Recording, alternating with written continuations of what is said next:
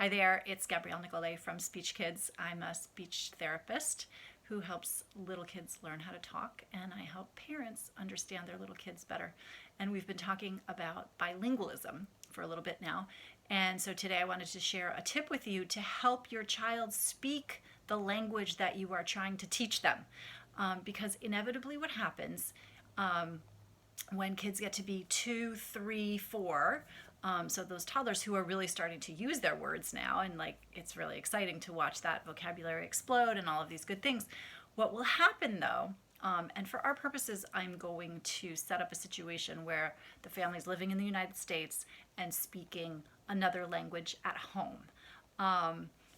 And where there's one parent speaking the other language, minority language, second language, whatever we want to call it, and one parent is speaking the majority language.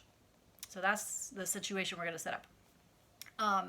This can play any and all ways, but let's just keep it there for a second. And so you've got a minority language at home, and then you've got the world that is speaking a different language, for our purposes, English. So when when my kids were really little, we were speaking Spanish at home. My husband only spoke to them in Spanish, and I only spoke to our kids in English. But what happened when they turned 3 was my husband would speak to the kids in Spanish and they would answer him in English. And this is something that happens with all children. And why is this? It's because at a certain point they start classifying things and they realize that dad in our family speaks both. They become aware of this fact. And so they know that dad is going to understand even if they speak to him in English. Even though he's speaking Spanish to them, they're going to respond in English because it's easier, because everybody else is doing it. And they're getting that message from the culture around them. I mean, our kids are like soaking in all of this information all the time, right? So what we did, and this worked beautifully, and I encourage families to do this all the time, and it works for them if you do it playfully and repeatedly. So those are the caveats I'll give you. You play dumb. Yes, you pretend not to understand your child when they are speaking to you in the other language, whatever that language is. And so in our family, my husband would speak to the kids in Spanish and they would answer in English, and he would say, ¿Qué? No te entiendo. I don't understand. And he would just act real confused in a playful way. Like, I hear you talking, but I don't understand the words. Huh, that's so weird. I don't know what's going on. All in Spanish. And if you keep this playful, here's what will happen. And here's what happened in our family. My son, for example, would say it in English once, get the like, what, I don't understand.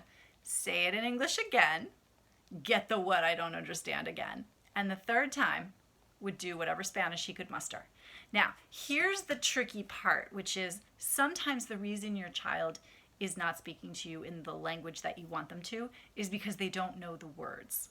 And so this is like a 2-part strategy. One is you're being playful so that you build in the opportunity.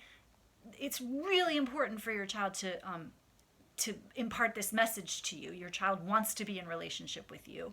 And so while you both reinforce the idea that you also want to be in relationship with your child, but then you're tweaking like how they get to do that in that moment, right? So it's important to me to be with you. This is the message you're giving them as the parent, but I really want you to do it in this other language. That's like all implicit in this behavior of like, what? I don't understand, but you're staying engaged. Okay. But the second part of this is sometimes kids are doing that because they don't have the words in their other language. In this case, in the minority language, right? So you have to provide this backstop of giving them the vocabulary that they might need to use. And so the way that you can do that, and the way that we did this in our house, is you do the what, I don't understand, and then maybe you get like a one-word answer in Spanish, and you expand, you, the parent, expand that. So, for example, if my son wanted to show my husband a cat, he would say cat. My husband would say, que no te entiendo. He would say gato. And then my husband would expand and say, oh, in Spanish, you see a cat. And then my son would repeat, I see a cat. And so these are like two strategies that interplay with each other, but the playfulness is the most important part, followed really closely by not creating a testing situation where you're asking your child, what's that called in Spanish, or what's that called, or what color is it, or, quizzing them. Life is not a quiz. Words are for communication, not for testing.